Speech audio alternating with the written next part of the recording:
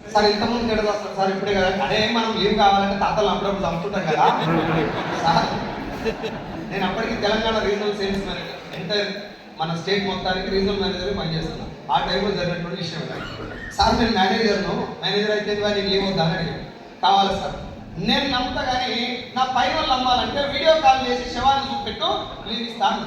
నేను మా తాతకాడ అందరూ ఏడ్చుకుంటే నేను కూడా ఏడ్చుకుంటా వీడియో కాల్ చేసి చూపిస్తే నాకు లీవ్ ఇచ్చాను. జాబ్లో నేను పడ్డటువంటి పీక్ కస్టమర్ చాలా ప్రాబ్లమేటిక్ సిచ్యువేషన్. నా దౌర్భాగ్యం అప్పుడేమనుకున్నట్టే ఒరే షాప్ ఇంత దారుణం అనుకున్నాను. చచ్చిపోయినందుకు లీవ్ ఇవ్వాలంటే కూడా మా తాత చచ్చిపోతే కూడా ఆయన ఎవరు పర్మిషన్ అడగాల ఇది అనిపించింది. కానీ అనిపించడు తప్ప మీకేది ఏం లేనప్పుడు మన చేతులు ఉన్నది ఒకటే ఔషధాలు పోయి రిజైన్ చేస్తావా రోడ్డు మీద పడతావు. మా దోస్తులు నాతో ఒక మాట చెప్పే సైజులో నువ్వు ఒకటే ఉద్యోగం చేస్తున్నావురా, ఒక దగ్గర నుంచే డబ్బులు వస్తున్నాయి, నీ కంపెనీ ఓనర్ చెప్తాను నైట్ నీ ముఖం నచ్చలే అనుకో ఒక్క సంతకం పెట్టాను రోడ్డు మీద పడతావు. లేదు నీకే కోపం వచ్చి మీ ఆమెతో లొల్లి పెట్టుకొని ఒక సంతకం పెట్టా నువ్వే రోడ్డు మీద పడతావు. ఉద్యోగం చేసే ఒక పర్సన్ నెల సంపాదించే ఒక పర్సన్ రోడ్డు మీద పడ్డంటే వాడు ఒక్కడు పడ్డట్టు కాదు, వాడు నమ్ముకున్న కుటుంబం మొత్తం పడ్డట్టే. ఇది నా ఫ్రెండ్స్ నాకు అప్పుడు చెప్పిన మాట. కానీ మన చెర్లలో నీళ్ళు ఉన్నప్పుడు మనకు నీళ్ళ విలువ తెలియదు. మన అకౌంట్లో పైసలు ఉన్నప్పుడు చేతిలో జాబ్ ఉన్నప్పుడు అవతల మాట్లాడతాం కాదు. అర్థమవుతుందా? పొద్దుగాల మంత్రి సత్యనారాయణ ఖమ్మం రామచంద్రారెడ్డి లాంటి వాళ్ళు మంచి వాళ్ళు ఆరోగ్య సూత్రాలు చెప్తారు టీవీలో. క్యారెట్ తినండి, బీట్రూట్ తినండి, డైట్ చేయండి, మంచి పొట్టు పదార్థాలు తినండి. డ్రామా కంపెనీ జబర్దస్త్ ఆ నీటి నుంచే ఈ నాడు నుంచే మొగల్ రైతులు ఇరిన్న పింగిళ్ళ అరిన్న మనం అప్పుడు దాని మీద బిజీ ఉంటాం. మనము మన కర్మ కానీ మన గుండె అనుకో అప్పుడు రామచంద్రారెడ్డిని వెతుక్కుంటాం యూట్యూబ్ లో. What to do if my గుండె తూడు పట్టే. అప్పుడు ఖమ్మం రామచంద్రారెడ్డి లాంటి వాళ్ళు మందిర సత్యం లాంటి అవసరం ఇంటి పక్కన సత్యాలు చెప్తే క్లియర్ అవుతుంది. ఎందుకంటే జీవితం సంగతి అయిపోతుంది కాబట్టి. మనిషి బాగున్నప్పుడు నువ్వు ఎంత మంచి అవకాశం తీసుకుపోయి చేతిలో పెట్టినా నీకు ఎంత వస్తారని జాయిన్ అయితే ఇట్లుంటాడు. నేను మంచిదే కదా, మనం గట్టినే ఉంటాం. ఎస్ఆర్ నేను ఇప్పుడు ఈ మేడం చెప్పిన అమ్మా పలానా సాయి ట్రేడర్స్ బియ్యం కొనుక్కో అని చెప్పిన. ఆయన ఎందుకు కొనుక్కోవాలి సార్, మంచిగా ఉంటాయి తల్లి, నీకు ఎంత వస్తుంది కొంటే. మనిషి ఆలోచన ఇది ఆ ఒక్కటే కాదు, భూమి మీద మొత్తం ఇదే లైన్ ఉంది. డైరెక్ట్ సెల్లింగ్ లో, నెట్వర్క్ మార్కెటింగ్ లో, వెస్టీజ్ లో జనాలు రాకపోవడానికి, మీటింగ్ లో కూడా ఖర్చులు మనతోటే పెట్టేయడానికి, వీడికి వచ్చి ఆర్లీకి పోతాను కూడా మనతోటే పైసలు పెట్టేయడానికి మెయిన్ కారణం ఏంటంటే పుణ్యాక దక్షిణాలు నెలకి ఎంత వస్తుంది నేను చేస్తాను అనిపిస్తున్నా లేదట. నేను ఓటేస్తేనే రేవంత్ రెడ్డి సీఎం అయిందని అనిపించింది. అని చెప్పాను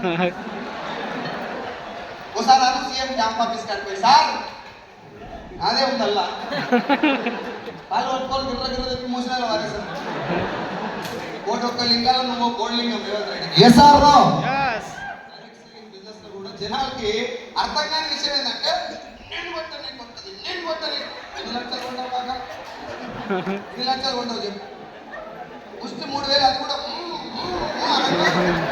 14వ తారీఖు రోజు పొద్దుముఖంగా 12 గంటలకు బిల్ అవుతుంది 3,500.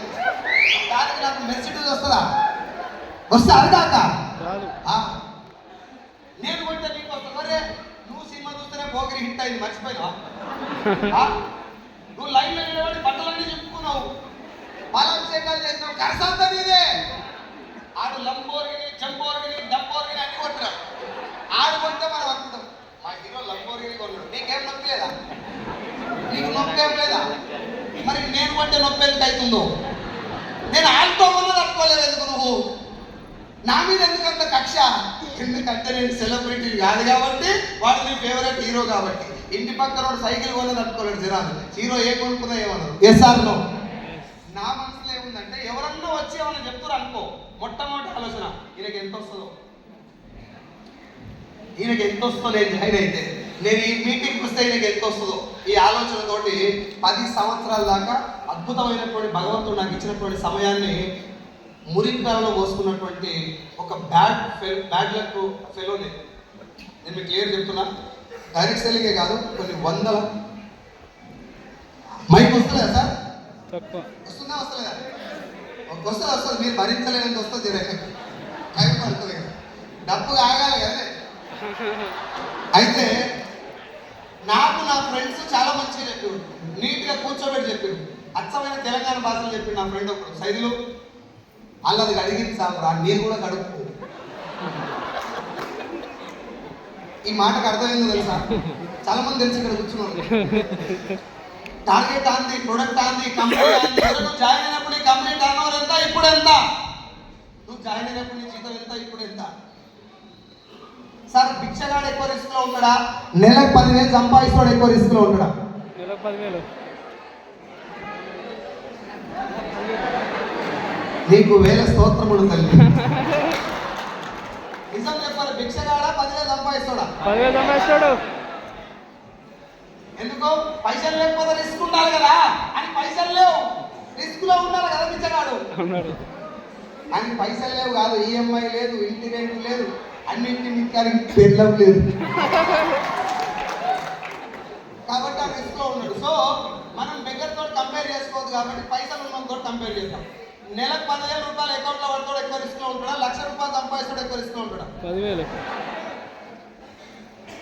10,000 సంపాదిస్తానికి ఈఎంఐ దేని తగ్గట్టు ఉంటాయి, ఇట్లా వస్తాయి, ఇట్లా వెళ్ళిపోతాయి. మన దౌర్భాగ్యం ఏం తెలుసా, మీ అందరు గుర్తుపెట్టడం లేదు, పైసలు చూసి సాంతరం అవుతుంది మనం. అల్లకే PhonePe, Google Pay, physical money no. Your salary credited 30,000. మనం ఇంటి రెంట్ టింగ్, కార్ ఈఎంఐ టింగ్, ఫుడ్ ఈఎంఐ టింగ్, ఫోన్ ఈఎంఐ టింగ్, ఇవన్నీ టింగ్ టింగ్ అనగానే